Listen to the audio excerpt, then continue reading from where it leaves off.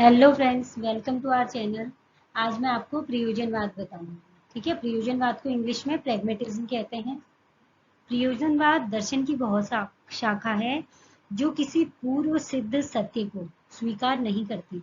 इसका मतलब यह है कि प्रयोजनवादी जो पहले से चली आ रही है बात, उसको सत्य नहीं मानते। वो कहते हैं देश काल परिस्थिति के अनुसार सत्य परिवर्तित होता रहता है। ठीक है, अब इसमें है चार्ल्स पियर्स ने प्रयोजनवाद को क्या कहा था? अर्थक्रियावाद या व्यवहारवाद। ऐसी विलियम्स ने क्या कहा? अनुभववाद, कलावाद। डीवी ने कहा है साधनवाद, प्रयोगवाद। और किलपैट्रिक ने कहा प्रयोजनवाद। ठीक है, इतने नाम है इनके। प्रयोजनवाद या व्यवहारवाद एक भौतिकवादी विज्ञान दर्शन है। प्रयोजनवाद जो शब्द है वो ग्रीक भाषा के प्रेग्मा शब्द से आया है, जिसका अर्थ है क्रिया या किया गया कार्य। ठीक है, और कुछ विद्वान कहते हैं कि ग्रीक भाषा के प्रेग्मेटिकोस शब्द से लिया गया है प्रयोजनवाद को, जिसका अर्थ है व्यवहारिकता या उपयोगिता। इसमें ये भी कहा गया है कि जो चीज हमारे उपयोग की है वही सत्य है, बाकी कुछ सत्य नहीं है। इसीलिए इसे उपयोगिता का सिद्धांत भी या उपयोगितावाद भी कहा जाता है। इस विचारधारा के अंतर्गत क्रियाशीलता तथा व्यवहारिकता को महत्वपूर्ण स्थान दिया गया है। प्रयोजनवादियों का मानना है कि पहले किया गया कार्य या कोई भी किया गया प्रयोग पहले होता है, फिर उसके फल के अनुसार विचार या सिद्धांत का निर्माण होता है। इसलिए प्रयोजनवाद को प्रयोगवाद या फलवाद भी कहा जाता है। प्रयोजनवाद को फलवाद इसलिए भी कहा जाता है क्योंकि इस विचारधारा के अनुसार प्रत्येक क्रिया का मूल्यांकन उसके परिणाम तथा फल के अनुसार निश्चित किया जाता है। ठीक है, प्रयोजनवाद को आदर्शवाद और प्रकृतिवाद के मध्य का मार्ग चूज करने वाला माना जाता है, क्योंकि प्रयोजनवाद ने क्या किया था, एक और तो आदर्शवाद द्वारा प्रतिपादित पूर्व सत्य की विरुद्ध आवाज उठाई, तो दूसरी तरफ उसने प्रकृतिवाद के अमानवीय वैज्ञानिक सत्य का विरोध किया। ठीक है, आदर्शवाद के अनुसार जगत पूर्व निर्धारित एवं पूर्ण है और सत्य सर्वकालिक है, और प्रकृतिवाद मनुष्य को एक प्रकृति का खिलौना मानकर मनुष्य के अस्तित्व को ही समाप्त कर देते हैं। अब दूसरी ओर प्रयोजनवाद में क्या कहा, इन दोनों मान्यताओं को उन्होंने चुनौती दी और उन्होंने पूर्व निर्धारित किसी भी सिद्धांत या सत्य को स्वीकार करने से इनकार कर दिया, और वो मानव को कोई एक खिलौना नहीं मानते। ठीक है, हम कह सकते हैं कि प्रयोजनवाद आदर्शवाद तथा प्रकृतिवाद के मध्य का मार्ग चूज करता है। प्रयोगवाद के सर्वप्रथम दार्शनिक पियर्स माने जाते हैं। पियर्स का योगदान ज्ञान दर्शन के क्षेत्र में विचारों के प्रयोगवादी अर्थ निश्चय करने की कसौटी निर्धारित की है। इस दर्शन को जेम्स तथा डीवी ने आगे बढ़ाया। पियर्स ने तर्क विज्ञान तथा गणित के सिद्धांतों का प्रयोग किया। इस प्रत्यय में पियर्स ने कांट के आत्मगत मानसिक प्रक्रिया तथा संसार की वस्तुगत यथार्थताओं को कुछ हद तक जोड़ा है। पियर्स के पश्चात विलियम जेम्स प्रयोजनवादी दार्शनिक हुए। उन्होंने भी अनुभव पर बल दिया, पर मानव को सर्वोच्च नहीं स्वीकार किया। डीवी तथा जेम्स में यही अंतर था। फिर है डीवी प्रयोगवाद के प्रबल समर्थक तथा प्रचारक हुए। ठीक है, डीवी पर अनेक दार्शनिकों का प्रभाव भी पड़ा। डीवी ने आदर्शवादी धारण के विरुद्ध मनुष्य के आत्मा तथा इच्छा शक्ति को आध्यात्मिक रूप न देकर सामाजिक रूप दिया। डीवी के बाद उनका शिष्य और सहयोगी ने प्रयोजनवाद को आगे बढ़ाया, जिसमें किलपैट्रिक, मॉरिन्स आदि अमेरिका में तथा शीलर इंग्लैंड के प्रमुख प्रयोजनवादी माने गए। अब प्रयोजनवाद के सिद्धांत क्या है?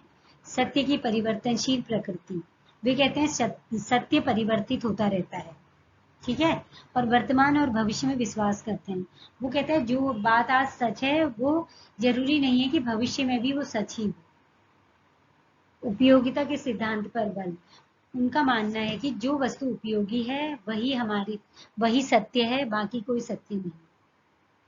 अगला है, सत्य का निर्माण उसके फल से होता है। हाँ, अगर कोई हमें अच्छा फल देता है तो वो सत्य है, और गलत रिजल्ट मिलता है जिसका, उसे सत्य नहीं माना जाता प्रयोजनवाद में। सामाजिक प्रथाओं तथा परंपराओं का विरोध करते हैं, क्योंकि वो कहते हैं जो पूर्व से चली आ रही है चीज उसको ही हमें वर्तमान में फॉलो नहीं करना चाहिए, क्योंकि आज की परिस्थिति और पुराने समय की परिस्थिति में परिवर्तन हुआ है, तो परिस्थिति के अनुसार सत्य भी परिवर्तित होता रहना चाहिए। वास्तविकता निर्माण की अवस्था में होती है, ये भी सच है। समस्याएं सत्य के निर्माण में एक प्रेरणा के रूप में होती हैं। और अगला है लचीलेपन में विश्वास। वो कहते हैं फ्लेक्सिबिलिटी होनी चाहिए सिलेबस में भी, बच्चों की टीचिंग में भी और टीचिंग मेथड में भी, क्योंकि आज का बच्चा और 10 साल पुराना बच्चा, दोनों की सोच में अंतर है, दोनों के परिस्थितियों में अंतर है, तो परिस्थिति के अनुसार बच्चे का टीचिंग मेथड परिवर्तित होते रहना चाहिए। क्रिया को महत्व, वो कहते हैं हर काम क्रिया द्वारा करवाना चाहिए, बच्चों को करके सिखाना चाहिए। बहुतत्ववाद में विश्वास करते हैं। फिर है प्रयोजनवाद और शिक्षा। प्रयोजनवादियों के अनुसार शिक्षा के उद्देश्य क्या है? नंबर 1, पूर्व निश्चित उद्देश्यों का विरोध किया है। प्रयोजनवादी ये मानते हैं कि जो पहले से चले आ रहे उद्देश्य, उनको फॉलो नहीं करना चाहिए। टीचर ने हर समय अपना नया समय के परिस्थिति के अनुसार अपना उद्देश्य निश्चित करना चाहिए, या बालक को देखते हुए उद्देश्य निर्धारित करना चाहिए। प्रयोजनवादी आदर्शवाद से पूर्णतः भिन्न है। दूसरा है नवीन मूल्यों के निर्माण का मुख्य उद्देश्य। प्रयोजनवादी मानते हैं कि शिक्षक को वातावरण के अनुसार अपने नए मूल्यों का निर्माण करना चाहिए। ठीक है, उसी से बालक का विकास संभव है। अगला है सामाजिक व्यवस्था की उन्नति। प्रयोजनवादियों का विश्वास है कि शिक्षा हमेशा सामाजिक तथा मानव केंद्रित होनी चाहिए। हम ये भी कह सकते हैं कि शिक्षा बाल केंद्रित होनी चाहिए। शिक्षा का उद्देश्य मानव कल्याण अर्थात सामाजिक व्यवस्था की उन्नति करना होना चाहिए। इसके लिए उसके अनुसार विज्ञान का पढ़ना आवश्यक है। बालक को विज्ञान का ज्ञान देना चाहिए, जिससे बच्चा करके सीखे और आगे देश का विकास कर सके। ठीक है, आगे है सामाजिक निपुणता। प्रसिद्ध प्रयोजनवादी डीवी ने सामाजिक निपुणता को शिक्षा का मुख्य उद्देश्य माना। उनके अनुसार सामाजिक निपुणता का अभिप्राय हर प्रकार के सामाजिक संबंधों के विभिन्न रूपों में मधुर संबंध बनाए रखने की बहुमुखी कुशलता से है।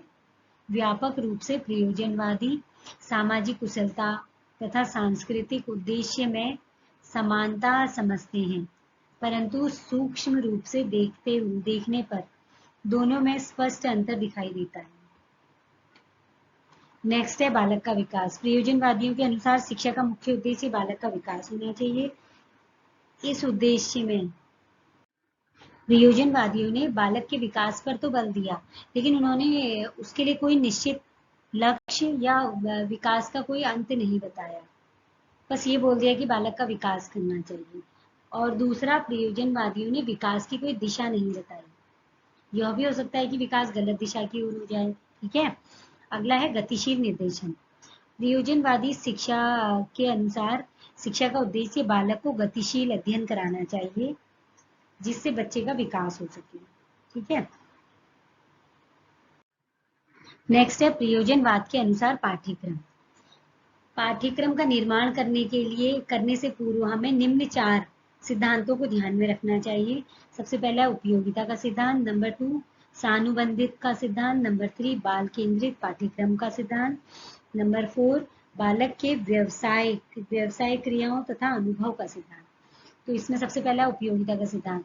हमें उन्हीं विषयों को पाठ्यक्रम में रखना चाहिए जो बालक के लिए उपयोगी हो, जो भावी जीवन में उसको सफल जीवन व्यतीत करने के काम आए।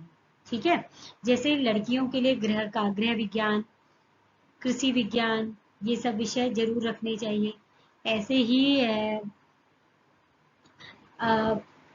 शिक्षा में मेन भाषा, शारीरिक विकास, ये सब चीजें रखनी चाहिए, क्योंकि इससे बालक का शारीरिक विकास होगा। और दूसरा है सानुबंधिता का सिद्धांत, एकीकरण का सिद्धांत भी कहते हैं इसे, यानी हमें सारे विषयों को एकीकृत करके ऐसे पाठ्यक्रम का निर्माण करना चाहिए।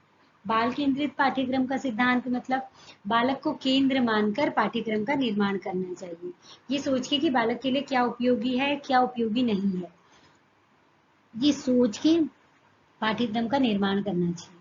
अब बालक की व्यवसायिक क्रियाओं तथा अनुभव का सिद्धांत, हमेशा पाठ्यक्रम का निर्माण करते समय व्यवसायिक क्रियाओं, अनुभव, इन सबको ध्यान में रखना चाहिए।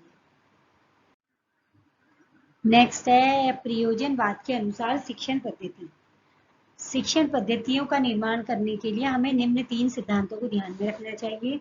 नंबर 1 बाल केंद्रित शिक्षण पद्धति का सिद्धांत, नंबर 2 करके सीखने अथवा अनुभव से सीखने का सिद्धांत, नंबर 2 सानुबंधिता का सिद्धांत। इसका मतलब है कि जब हम अपना शिक्षण मेथड या टीचिंग मेथड का निर्माण करेंगे तो हमें सबसे पहले बालक को ध्यान में रख के करना चाहिए कि बालक का मेंटल लेवल कैसा है, बालक का इंटरेस्ट किस चीज में है, ये सब चीजों को ध्यान में रख के हमें शिक्षण पद्धति का निर्माण करना चाहिए।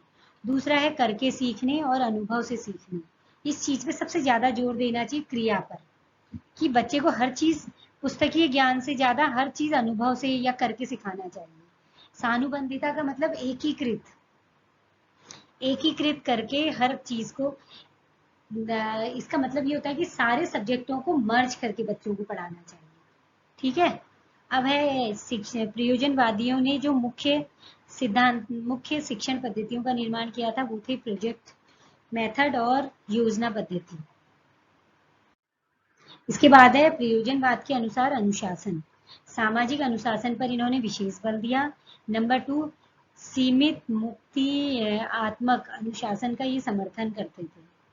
ठीक है, प्रयोजनवादी व्यक्तिगत अनुशासन को स्वीकार नहीं करते बल्कि वो सामाजिक अनुशासन को स्वीकार करते हैं। और दूसरा प्रयोजनवादी न तो दमनकारी अनुशासन का समर्थन करते हैं और ना ही फ्री अनुशासन, वो कहते हैं कि बीच का रास्ता चूज करना चाहिए। अब आदर्शवाद के अनुसार बालक की शिक्षा में अध्यापक का बहुत ज्यादा स्थान था और प्रकृतिवादियों के अनुसार अध्यापक का कोई स्थान नहीं था, लेकिन प्रयोजनवादी अध्यापक को क्या मानते हैं, पथ प्रदर्शक और मित्र की तरह स्वीकार करते हैं, क्योंकि टीचर ही बच्चे को किसी भी डायरेक्शन को मूव करा सकता है, तो टीचर को एक फ्रेंड की तरह होना चाहिए बालक का। और प्रयोजनवादी भी शिक्षक को महत्वपूर्ण स्थान प्रदान करते हैं अपनी शिक्षा में। ठीक है, प्रयोजनवादी, हम ये भी कह सकते हैं कि प्रयोजनवाद जो है आदर्शवाद और प्रकृतिवाद का मध्य मार्ग है। ठीक है, थैंक यू।